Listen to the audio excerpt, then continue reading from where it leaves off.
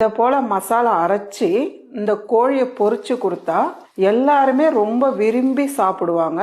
ஏன்னா அந்த அளவுக்கு நல்ல டேஸ்டா இருக்கும். இப்போ ஒரு மிக்ஸி ஜார் வச்சுக்கலாமா?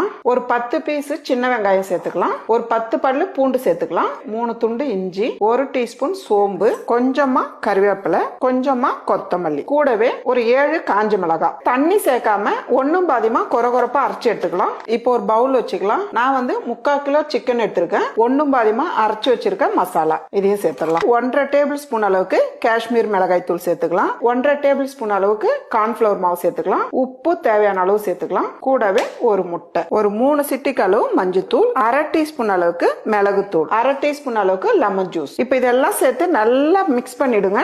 இந்த அளவுக்கு நல்லா கலந்துட்டு இப்போ ஒரு 1/2 மணி நேரம் அப்படியே விட்டுடுங்க. பாருங்க, 1/2 மணி நேரம் ஆயிடுச்சு. இந்த அளவுக்கு நல்லா ஊறி இருக்கணும். பேன்ல சிக்கன் பொரிக்கிற அளவுக்கு எண்ணெய் சேர்த்துக்குங்க. இப்போ ஒரு பீஸ் எடுத்து சேர்த்துடலாம். ஒரு பக்கம் செவந்ததுக்கு அப்புறம் அதுக்கப்புறம் திருப்பி விடுங்க. எல்லா பக்கமும் நல்லா திருப்பி விடுங்க.